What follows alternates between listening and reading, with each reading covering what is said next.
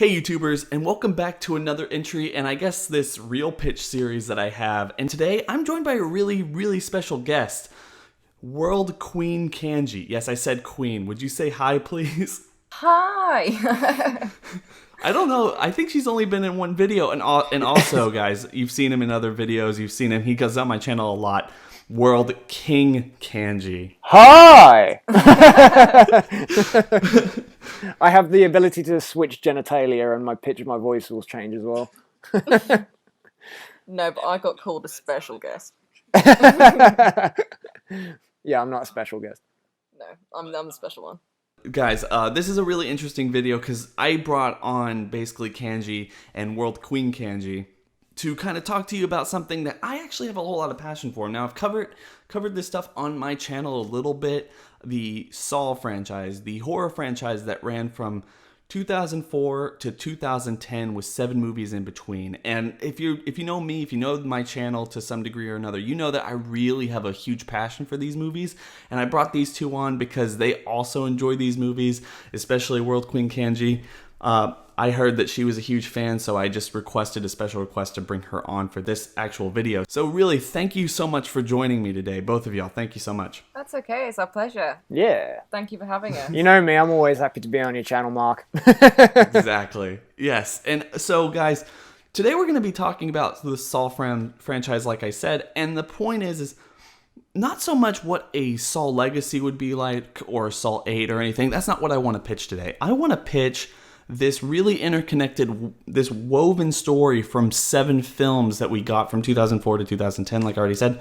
What if we took this and kind of hindsight rebooted it into a television series? Something like more of a serialized storytelling situation where we're seeing it once every year or month or something. Personally, in my opinion, I would really like to see it as an anime series. Like I told y'all, it would be so interesting to watch maybe just like 24, maybe 30 episodes of this one story, get a very coherent, brutal series, and then just kind of end it. And it all just makes complete sense instead of stretching it out for 7 years. What do y'all think? Totally and utterly agree with you. I think it would really work awesome as a series. I completely agree with you as well on the length. I think so many series these days, they just drag it on for too long. They run out of ideas, that the characters kind of lose almost like their fiber. And it gets boring, you know. So many series just get so boring. And so I think, yeah. I'm in the same boat, is just keep it short. The one thing that we have when we're talking about most television series these days, especially Americanized television, is, like you said, they lose their fiber. Basically, these characters become kind of jokes of themselves. And it's not like the Saw franchise, to me, has a story to tell, but it doesn't have something that can last for 10 years. It's not like some of these series that we see from time to time. It's not a Supernatural where it can just like pick and choose from several centuries of different supernatural cases or kind of interpretations of religion and all this stuff and basically go for 12 years. It really doesn't have that type of a lifespan to it. Yeah, I mean, if I can chime in as well, I mean, I do think that one thing was really interesting you did, because I mean, like, I'm sure we're probably going to get into it a little bit more later, but we're talking about all these horror series that have turned up in serial fashion that work really well. But one thing that doesn't really seem to crop up so much is you were interested in having this become an anime series. Now, from somebody, I mean, I'm only myself really interested in a couple of them, but it's something that I think would work in a really interesting kind of fashion. Also, you have got the problem, if you do turn it into a television series, you're going to get a lot of the people that really love the original 7 films. People are going to be sort of like, well, these aren't the actors I remember playing the characters. And it's not like a superhero film where it's adapted from a comic book character, so you got these different people's portrayals of these characters. Half the time you see them in the films and you almost feel like that character was written for that actor. So it is very hard to try and get somebody to replace it unless they're fantastic. Mm-hmm. And you know, those people are getting up there, especially Tobin Bell, who he himself is in his late 70s at this point, and you know, it's hard to believe that he's going to come back and reinterpret the role again or play that role again at any time soon. Even in the 8th film, we just absolutely don't know. So yeah, kind of getting away from that and kind of seeing a visual portrayal of them as cartoon characters or something is something that would be a little bit less jarring to super fans like myself. And And obviously, it's possible. I mean, I've talked about this on my channel a lot recently with seeing series like Death Note or something just be a really dark tonal series that go in, tell one particular story in the matter of 30 or so episodes and then completely end it, and with no real need to go back to it whatsoever. Yeah, I mean, because like you're really interested in like American Horror Story and stuff, aren't you? Yeah, that's the kind of thing that I love about it. Obviously, I think it's so talented the way that it's the same character, well, the same actors in every single season, just playing a different character. And not only do I think that's so, I've never seen that done before, which I think was really great. Which I think was really nice, and which was unique, which was new. But what I loved about it is that it just, when it was over, it was over. There was no kind of dragging back over it, sort of back and forth. It was done when it was done. So you basically think it'd work better when things are kind of kept short. Yeah, short and sweet. A story to each kind of season, to each arc kind of thing. Exactly. And I think the shorter and the sweeter that you leave it, and the more kind of intense it is, the more people are going to want to come back. Well, yeah, totally. I mean, like, it is one of those things, I think, myself, when I watch certain series and I'm kind of like, okay, well, it's kind of like, in typical sitcom fashion, when you watch two characters that, are going to end up together at the end, but they don't start off together. So, for instance, like a Ross and Rachel kind of thing in Friends, where everybody was like, oh, they're going to end up together at the end, sort of thing. And they're dancing around it for how many seasons? And you're just like, just fucking do it, sort of thing. Like, pull the trigger, So it's like one of those things where I think if you drag something on for that long, you really start to get almost, you almost tend to get a bit pissed off with the series. So I think having it short and sweet, make sure there is a story that they want to tell, execute it in a few episodes if they can do, and then with anything else, maybe move on to something else, like for the next season. This is kind of one of the problems I think they have with the films. I mean, I know a lot of people really disliked Seven, and I think that's kind of majorly because it was just kind of dragged and it felt like they were out of ideas, honestly. Yeah. It really did. And so the story had been told by that point. Yeah. And you think, don't make the same mistake, come on. Yeah. I mean, in some degree, when we have issues where we come in, and especially with Seven, it's not that Seven's twist or turn was a big deal with the series. I mean, it was this, but it seemed like they had stretched it so much that they had no choice but to do the huge fan speculation. And spoilers, by the way, but this is a 6-year-old film. Really, come on, guys. Like, it's like the fan speculation where basically they had, Dr. Gordon's been around all this time and he's been the one doing all these surgeries and everything. I mean, that, to me, it seemed logical. It seemed okay. I was fine with it as a fan.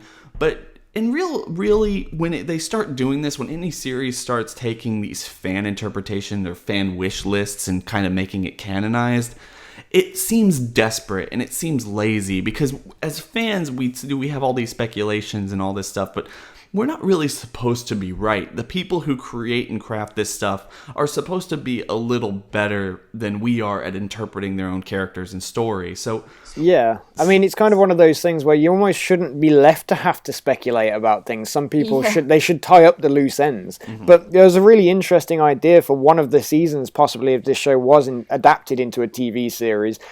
You two were talking earlier about the concept of, where did Billy come from and stuff. Yeah. Mm-hmm. Yeah. I mean, you were really interested in sort of finding out about that yourself, weren't you? Yeah, I just felt that was something that kind of wasn't tied up. I thought that it was kind of a really cool kind of thing, how obviously he never showed his face and whatever. This little creepy Billy tricycle rampant rolls in on a tricycle, sometimes isn't on a tricycle. And I ring, bitch! Yeah. And I thought that's cool and all, but where did that come from? Mm-hmm.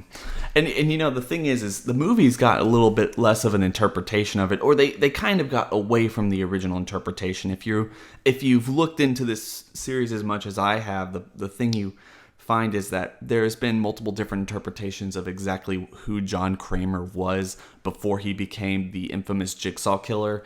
And the original interpretation around the time they were making the second film, which was an adaptation of Darren Lynn Bousman's, the director, a film script that he had submitted and that Lionsgate bought, or Twisted Pictures bought, entitled The Desperate, and they took that script and they reinterpreted it to be Saw 2 with Lee Winnell actually taking Darren Lynn Bousman's script and rewriting it to make sense within the canonized version of the original series or the original film. The thing is if you take that, and they interpreted John Kramer as actually being a toy maker instead of a civil engineer as he was in the original film. So that's where Billy came from. Billy was kind of an interpretation, a toy he made as an interpretation of basically everything that he stood for, or basically a childish innocence and everything. And I think that comes across in the films, but very briefly and just never really explained at all. I love the idea of him having been a toy maker. And like you said, kind of with the loss of innocence thing, it's like, you know, being a toy maker, you know, you're making kind of lovely things for kids and whatever, and it's almost like as his life has got worse and it's just gone steadily down the pan, it's got creepier and more morbid. Fucked up. Yeah, essentially. But I just love that. It's just like a physical representation of kind of almost kind of what he's become, and I just love that. I really do. I mean, if I could throw something in about Billy quickly before we change it all as well. One thing that I actually felt was really damaged by the end of the last few films and stuff was the fact that they didn't have that we didn't see Billy. You know what I mean? Kind of thing. Like, and if we did, it was like, briefly. Because it's very strange that you get these horror films with franchise, built around characters and stuff. Like, you have the Alien films, the Predator films, Freddy Krueger, Jason. You get all these things, and they built these franchises around this character, even like Chucky and stuff. And they had this sort of flagship character for like the first 2 and a bit films. And then they just kind of wrote off the character, and you didn't see it on the promotional material anymore. It wasn't on posters and stuff. And I think that kind of took away some of the meat of the attraction of going to see the films. Mm-hmm. To be honest, though, in some ways, I'm kind of glad about that. There's a number of people I've tried to speak to about the Saw films, and they have actually thought that Billy is Jigsaw. And I wanted to throttle them. That's true. That's absolutely true. A lot I'm of people, like, no. A lot of people think that the Billy doll is either named Jigsaw or is the actual killer or something, and it's really hard to obviously these are really popular films, but it's really weird to see so much misinformation in this community. We talk about misinformation in the Dragon Ball community. Obviously it's rampant in almost any community to some degree, and it's weird to sit there and think of puppets putting all these people in traps when That's exactly what I was thinking. I was like, come on. He's made of wood. He's gonna die. It's kind of like the Chucky things, though, isn't it? Chucky's freaky because, even when he's been burnt to a cinder and stuff, his corpse still moves. But, in realism, if it was a doll coming to life in your house, you just kind of pick it up and run away and just hold it by the scruff of its neck and just throw it onto a motorway or something. The thing is, I thought it was so much creepier because I think it was in the first 2 films, where Billy was literally made out of paper mache, paint, and ping pong balls. Mm-hmm. And I think that's kind of awesome. Yeah. Whereas a load of kind of special effects and stuff came in the later films. But I kind of thought that was awesome. As a side note, one thing I remember is in the 6th film, they used a Billy puppet hanging where its mouth was moving to a script, and that's the 6th film. But one of the weird trivia things they said about that was that puppet head, that mechanical head, cost $15,000. and the reason that's funny is because that was the entire budget of Paranormal Activity, which came out that same year, and eventually, and just essentially the success of that film killed the Saw franchise. I mean, they were going to do 2 more films, and they had to boil it down to the 7th film, which we've already talked about being very bad and kind of even despised, even by fans like me. I like the film. I'll be willing to watch it, but it's hard. I have to really push Yeah. myself to watch that one. Yeah. Well, you had your own opinions about what they were doing with like the cheap sex appeal and stuff, weren't you? About Yeah, like I love the fact that they didn't rely on that, which I think so many films do. I mean, like you got sort of women running around in bikinis, screaming, covered in blood and stuff, and it's the sex appeal. I mean, until you said screaming and covered in blood, I was quite intrigued. But yeah. But I love the fact they didn't do that, until the seventh, when you've got that girl strung up on the ceiling in a bloody glass box, with almost everything hanging out. Dance, bitch. That kind of thing. And then you've got Jill at the end in like a freaking nightie. Mm-hmm. And you think, woman, put some clothes on. Go and get changed. Mm-hmm. Good lord. I'd like to note that I probably am going to get hit after all this from all the sexy jokes I'm trying to make. Oh, yeah. It's and that's one of the things, and like we were talking about, and one of the reasons I think it would really translate into television is the Saw franchise, in terms of the actual story that they're trying to tell, is actually worth telling, like being reinterpreted and rebooted into something that's a really cohesive storyline, not just taking something like I haven't even watched it, so I can't really comment or anything, but taking something like Scream and making that into a television series. Yeah. All the power to you if you want to do that, or if you like that show. I'm sure it's good in its own right, but Scream is just such an it's such a non-starter for me in terms of actually trying to be so clever that it's actually really damaging to the concept of horror, in my opinion. And maybe that's why it was popular, because it made everyone feel smart. That's my opinion.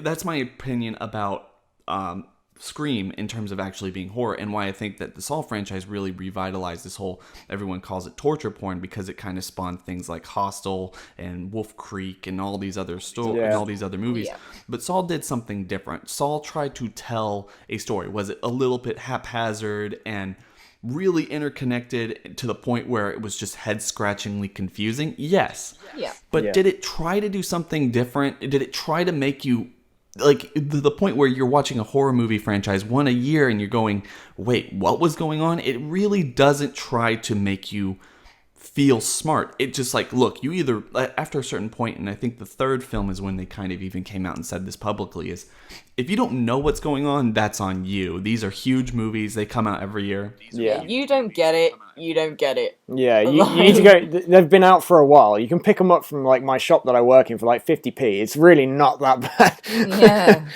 Yeah. Yeah. And if you watch them, you go, okay, yeah, I get it. But, you have this interpretation, Saw's torture porn and everything. And, I really resent that. I feel like it did do its part in saving the horror franchise for a couple years and revitalizing it before, like I already said, Paranormal Activity came out and the whole found footage thing became the new norm, which I think is another level of lazy, but that's not this video. So when you think about that and like the story they're trying to tell and this whole Billy stuff, the building the characters, the one thing I kind of want to get into is, what is it? Because obviously being a horror franchise, as we talked about, this series, like all the other ones, has no shortage of characters to draw from. I mean, like the well of the characters. One of the reasons the movies got old is because as they kept killing people, they had to reintroduce people or new levels of people or something, like trying to solve this case or trying to be involved with this case to the point where, it becomes convoluted and just, it doesn't make sense after a level. But with a short, concise story, you have to think of, okay, who are the people that you need in this story in order for it to make sense in such a short time? Because obviously you can't have everyone. So boiling it down to the most bare essentials, who do you need? Who would you need to introduce? Well, obviously you've got Jigsaw himself, because what's the franchise without him? No. If we are doing the oh, shut up! If we're doing the retelling, but we also need Amanda and stuff, because I actually really enjoyed her character. I love Amanda's character. Yeah, I really actually kind of it's a bit fucked up when you say it, but you kind of relate in certain senses to her. It's that kind of that sort of bit, but. But I love the fact that you do have to think about her character, because also, like, obviously she's a bit fucked up. Let's not lie, you know. But there was this whole thing where she was like, he's helped me. I'm like a changed person. And then when she started setting the traps, and she basically changed them, and so you couldn't win them, you know. Yeah. And the first, like, one of those, which, you know, is gruesome, but it was awesome, was with the detector Kerry, you know, when she was in the trap and she ended up having a rib cage pulled apart, you know, even though she did put her hand in the acid and get the key to undo it, you know, she still died, you know, and so Amanda was fixing them.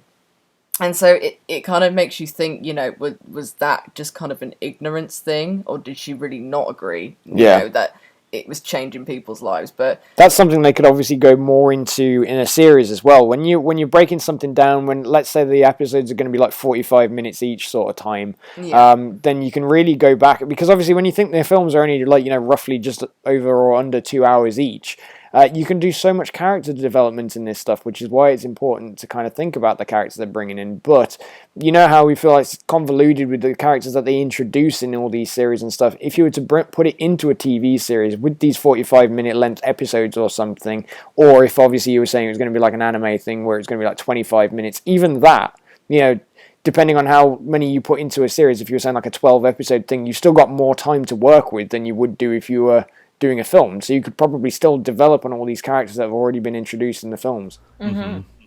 And maybe even then you could focus a little bit. If you're telling this type of story, you can, while still focusing on the traps, because they're obviously a selling point, you can start focusing away from them a little bit more and start building characters. Like you already told me about, like, Amanda is a very interesting character in my opinion, and especially her relationship with John.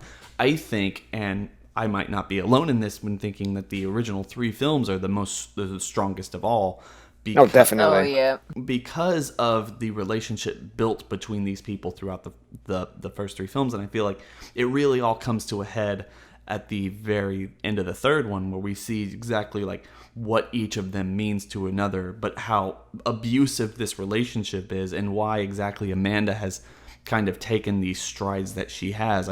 She, like you said, she's really relatable. She's a very weak person, but also she's given this opportunity from this man who's very much in this resolve. I mean, he's dying, but this kind of notion that the third film leaves you with, and obviously the last 4 too, but to a lesser degree, is nobody can be Jigsaw besides John Kramer. Yeah. She can try to take up when she can learn how to do what he does, but she can't be him. He has taken her, he has quote unquote saved her, helped her, but what he's done is he's empowered her to be be this person who's been timid and completely, you know, bashed on and mistreated her entire life, you know, being framed for something she didn't do, becoming a drug addict, becoming a cutter, becoming, you know, in the other interpretations of this that they didn't necessarily show, having her father beat her as a child, which causes this whole cutting thing.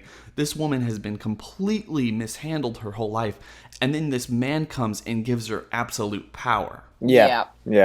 To be not just to absolute power, but to be the judger. She becomes judge, jury, and executioner to a degree. Yeah. And she can't handle that. So when it all comes boiling up, the first 3 films is this relationship isn't just a father-daughter, student-teacher one. It's also this man who has this resolve is fighting a serial killer who he's trying to help throughout. And I think that is the blood and the main point of a series is it's this father-daughter, student-teacher relationship that it boils into taking a timid girl, creating a serial killer, and then trying to figure out how to solve it before you die. Yeah. Yeah.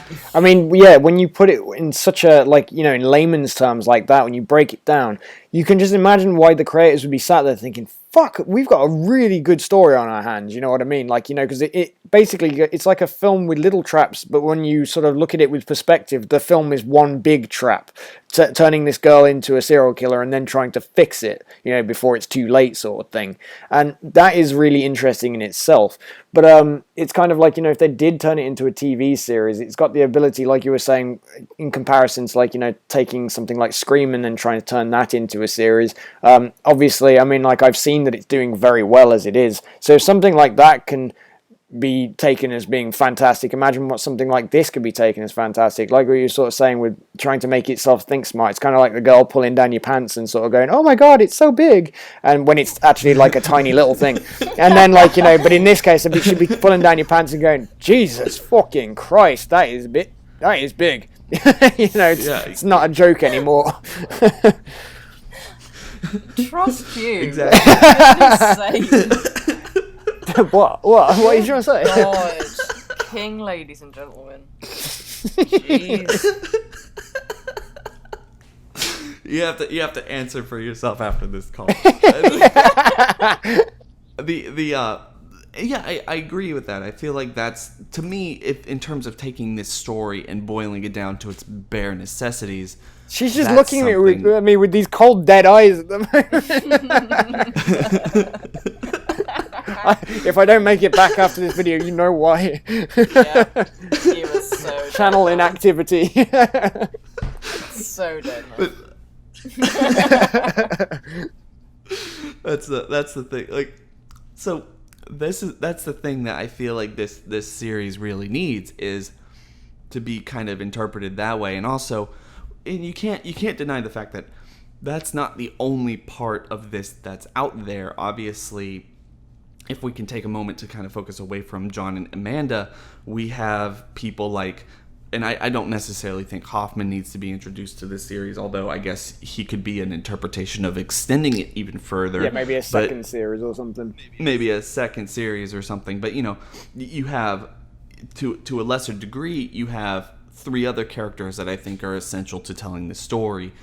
Not only the visual way that they told it throughout the movies, but also just the procedural kind of point of some kind of crime thriller like this, with like horror elements or just like these psychological elements to them, is obviously you need the cops. And in the second film, they kind of express that Carrie and Detective Matthews, Allison Carey and Detective Matthews, were former partners who had a love affair, which caused Detective Matthews to become divorced from his wife, and all this stuff, plus Detective Matthews' long history of basically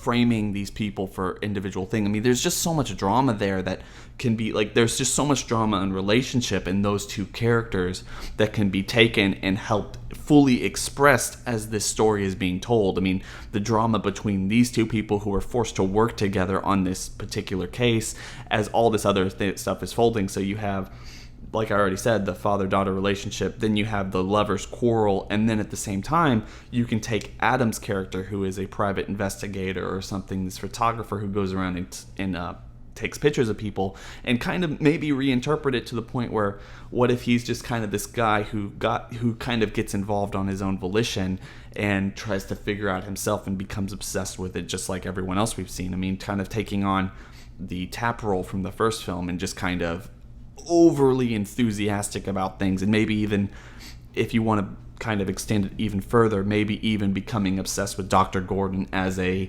potential witness or some kind of person who's helping, or even Jigsaw himself, and just all this stuff entangling. I mean, the one way you tell television is you have story A, B, and C each episode. You have different threads that are interconnecting each episode or each couple of episode arcs, and those are your three story arcs, I think, is John and Amanda, Allison, Carrie, and Detective Matthews, and then Adam.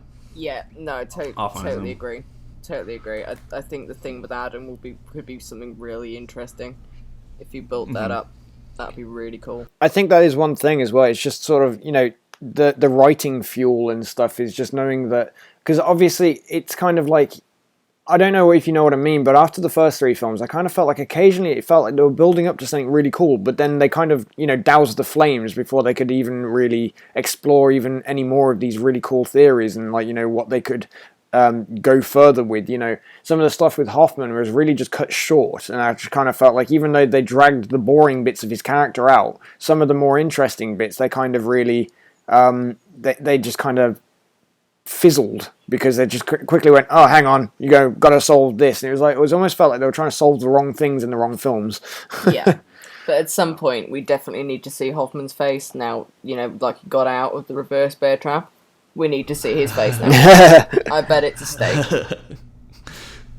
Yeah, I mean, like, and yeah, like they're building, like Kanji said, they're building up to something, and then they just drop the ball, or they decide that that's not exactly what they want to focus on anymore, and it's absolutely fine when writing a story like the way they did. But the one thing this is an interesting part is you have all of this material. It's no longer coming up with some stuff off the fly. You can just take it and reinterpret. You can take what worked and reinterpret it into something a little bit more. And then add bits, fix bits and stuff. Mm-hmm. And maybe not kill everybody. That would be nice. I mean, like, I do think that one thing is always abundantly clear is fans, for the most part, think that they know best. But you do get the odd fan that does know best. Like, they can really... some creators are sort of, they look at their projects and they're kind of like, yeah, I like this project. But then you see the fans, and the fans are like, oh my God, I love this project. Because some people lay the groundwork, and then other people bounce ideas off, and they're like, this could go really well into this. And I think the concept of maybe having a different director take on the role of sort of fixing and differently, slightly interpreting the actual story of it could do wonders for actually revitalizing the series. Mm-hmm. I completely agree. I feel like it needs to be kind of reinterpreted, either by someone who's a fan or someone who can look at it with a really straightforward view and go, this is working, this isn't. Yeah. And hopefully, and like I do want to talk about, obviously, since this is Saw, and it is what it is, and it was built off of blood and gore to a degree. I mean, in terms of actually having people come back and everything, just the novelty of having people die in different ways every single film, every single year. It wasn't just watching Freddy or Jason or something just hack and slash their way through box office glory. Yeah. That's a big thing. It's also a big thing with other franchises like Final Destination. You can't get away from the traps, but how would they work in a television series? I mean, could they be as big? Even if it's an anime series, you could do a lot more without having the physical limitations of being physically involved with something or having to pay for the parts, weird contraptions. But I mean, should it be as big as the movies got, or did the movies become too aggressive after a certain point? I mean, for me personally, I think that a lot of the traps were still really intricate and really clever towards the end. The traps, to me, never really dwindled as the series, went on. I felt, as the story kind of faded, the traps still stayed quite, they were always going to be the meat and the interesting bit of the series.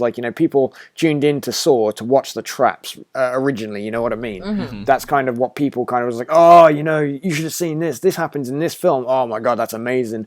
And I really think that what they could do in a series, and we sort of talked about this a little bit off air, but they could kind of really try and put, as far as a series goes, put a trap an episode, and then in between the bits of the traps kind of have a bit more story development going on, and then they can kind of have maybe leaving little Easter eggs in each episode. In the last episode of the series, all the Easter eggs come together, and it makes sense for the finale sort of thing. And with that, you could make a trap each episode, but it's not the main focus of the episode, if you get what I mean. And I think with that, they could drag some of them out, so they're not always in a rush to do more ones. I mean, because if I remember correctly, I mean, I could be mistaken. I'm counting on you two to point me out and go, no, that was wrong. The trap that Amanda was in, was she in one in the second film or something like that? I can't remember. She was in one every film.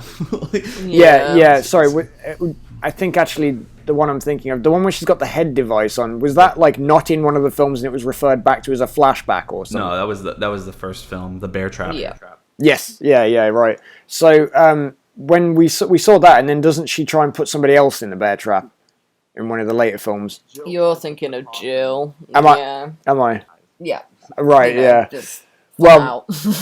Yeah, okay, so for the same sort of thinking, you know, the fact that they recycled some of the traps, they could kind of do it in a similar way, but once you've seen an episode where they've focused entirely on that trap, to bring it back in a later episode, somebody would be like, oh, no, we already know how this one works, kind of thing. And that puts a bit of stake in the trap, and everyone's like, oh, even more so than before, because they've already seen it once, sort of thing. And you could have somebody escape from it in one. You could even have an episode where two people are in the same trap, and you see one person doing it, but you can't tell who's going to escape it and who's not. So you know that one of them's going to fail or something, and that would kind of do the seesaw effect through the entire episode, where you've got all this build-up and tension, and then you've got the other person has the exact same thing, and that's like a cheap way of getting some good tension. Personally, my favourite traps are kind of the ones that aren't kind of straight brutal, because some of them are like, ugh. Yeah. They're more clever. The ones that are clever, and the ones that you kind of feel like the person that's kind of on the other side of the trap, you can kind of feel like the fear and the kind of the angst about it. Like, personally, my favourites are kind of when the other person has to choose. So they are not directly part of the trap. Yeah. Like, to play on emotions. Like you get the carousel trap, where he can only live. That reaction. Oh man, I know what you mean. Yeah, I love it. You know, because they're not part of it, and it's almost like instead of kind of hurting them physically, he's hurting them mentally. Yeah, it's only as I'm here I'm realizing how fucked up you are. And you know, those are the traps that I've heard some people really complain about too, because the whole intention, the whole outlook is everyone has a chance, and it's like straight up murder. I mean, someone has, like, everyone I guess has the same chance of them being picked, but people are being straight up murdered, and it's just the psychological nature of it, and just like how much that hurts. The carousel trap has to be, if there was a list of like best traps, I mean, that has to just be absolutely one of them. It's just like you could just feel the emotion in it, and just how the guy's just, you look at me when you're killing me, and it's oh god, oh my it's god, like, don't. It still gives me chills. I know, like. Oh, I mean, you've got those brutal ones, but then you've got the ones that are sort of, you know, I mean, like the barrel of needles, where they have to put the hands in to get the keys and stuff like that. Is that second film when they're in the house and they've got to unlock all the doors? Oh, the hole of used needles, like the in the ground. Yeah, and then you got then you got the video games that is its own things, but. Yeah, Molly was only asking me about that before we did this video. She was just having like a quick look up, and she was like, you know what, they should really make a Saw video game that's like that. And I was like, oh, there is one. And she was like, really? Yeah, there's two, and they focus on Detective Tapp, who survives the first game, or the first movie apparently, and then the second one is his son, and the second one is a lot better. If anyone hasn't played those, I mean, like, they're interesting. They're interesting games, and they do take place in the same universe. Like, they're supposed to be quote unquote continuity, but it's so intricate, and they don't really talk about the story that much. But you know, to me, if we're talking about our favorite traps and the ones that we'd like to see on air or like on a television show, mine are the more individual ones. I love the bear trap and the fly swatter and the fly trap, or whatever it's called. And I love, and you know, it kind of got away from this. You know, the furnace. When you're in hell, only the devil can help you out, and stuff like that. And this, you know, everything they did in the first two films, where there was like these individual traps, but maybe there's more than one person there, and they can force other people into doing traps or do other people's traps as they did, and fail or succeed as they go. Yeah, I mean, which one was it? Was it the fifth or sixth film when they've got to do the blood donation one, and they stick their hands in the thing, and they've got to put so much blood? Yeah, that was awesome. Yeah, Yeah. You know, like the begin with 5, you know, and it's when they get to the end and it's that sudden realization of shit. Yeah, yeah. You know, we didn't have to do all of this. Yeah, yeah, yeah. We could have all survived.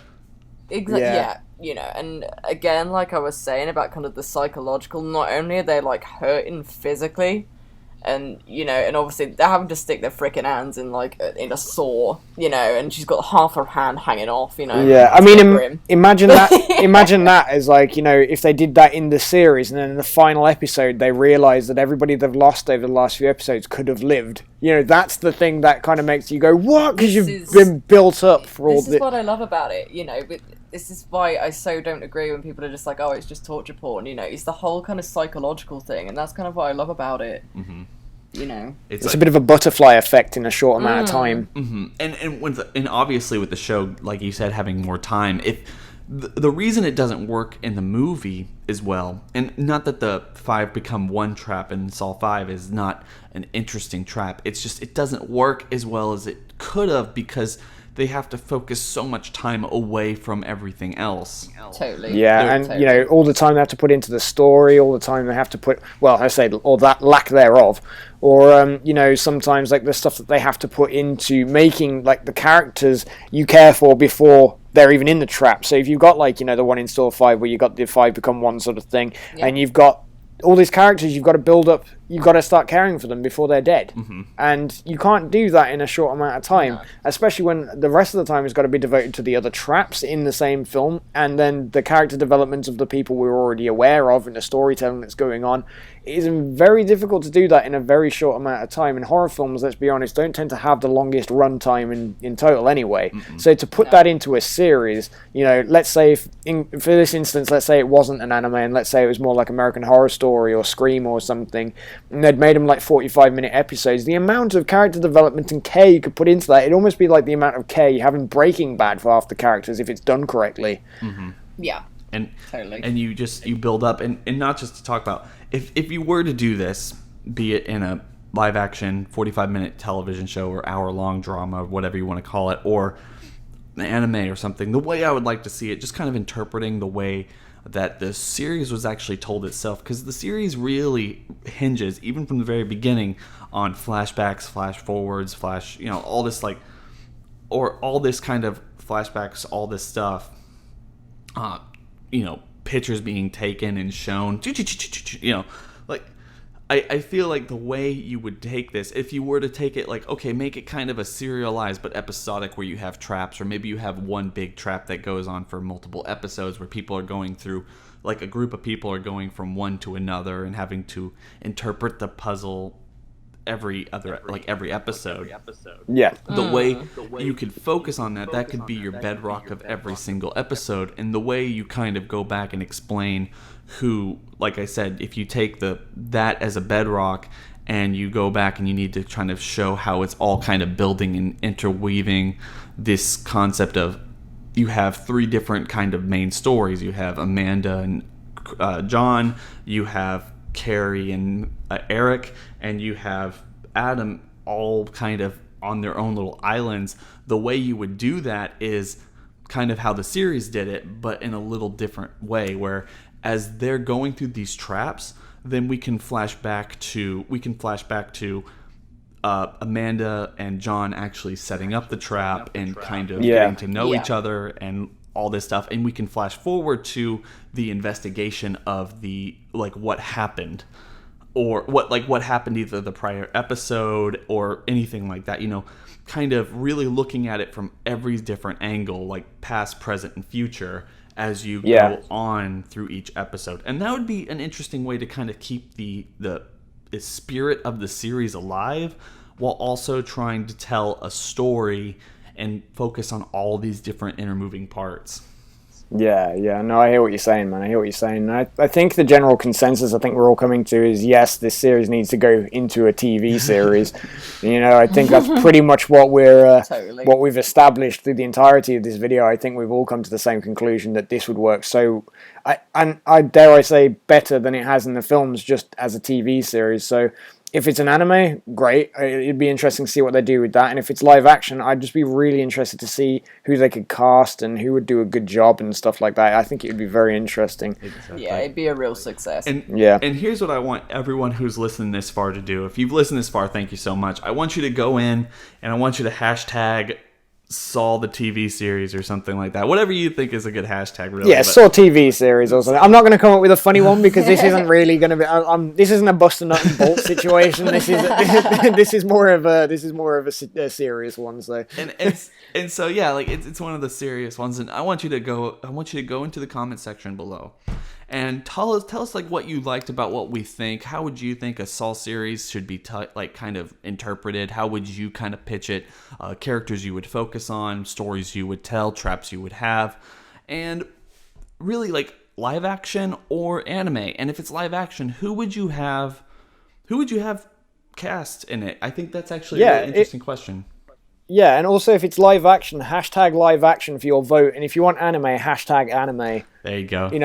There you go. There's some good stuff. Because I'm really interested to see how many people are one side of the boat and how many people are other side of the boat. Because it really depends on whether you really like the stuff like American Horror Story and Scream, or if you're into the more sort of anime style thing, like you say, where there's less limitations and stuff. Mm-hmm. Also, I mean, like, I don't suppose there's really all that many gory animes these days, is there? So yeah, I mean, I feel like it would work. It would work either way.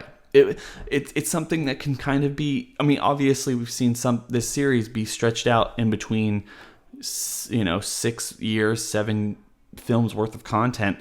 You can take this and reinterpret it into multiple 4 or 5 seasons of an hour-long drama, sure. But you can also do the exact same thing in a 30-episode anime. So, really interesting concept. How would you guys like to actually see this be interpreted? Anyway, we've been going on for about an hour here almost, so I just really want to thank you both for coming on my channel and just talking to me about this. I was really excited to do this, and I'm really glad that y'all joined me. No, thank you ever so much for having us. Really enjoyed it. Yeah, and really thank you for including World Queen Kanji in this as well, because I think she really got a buzz out of doing this as well. Sorry, I'm such a newbie. No, I did too. It's something that I've been really wanting to do. Is a passion project of mine, and maybe what I'll do if I have the time, I can sit around and I can draft up a treatment or something for a pilot of something I'd like to see. Everything we talked about here for a separate video in the same series, where something kind of explaining more about like everything we talked about and what I would like to see based off what we talked about. So yeah, it'd be really cool to get your ideas on that. We can sit here and sort of be like, yes, I really like that, or no, it's shit, Mark. What do you do? Yeah, exactly. I wouldn't watch that show. So with that being said, guys, please make sure to go out and sub to World King Kanji. He makes amazing content, mostly Dragon Ball stuff. Maybe he'll and wrestling. Actually, he's just started doing wrestling stuff. So if you like wrestling, obviously go and sub to him. And if I remember advertisements right and everything, I mean they advertised the Saw films really heavily during WWE, at least in the States. So they did, yeah. So I'm sure a lot of you guys, if you've gotten this far, do like wrestling. This guy covers it. He's a big fan. He knows his stuff. So go sub to him for that. Anyway.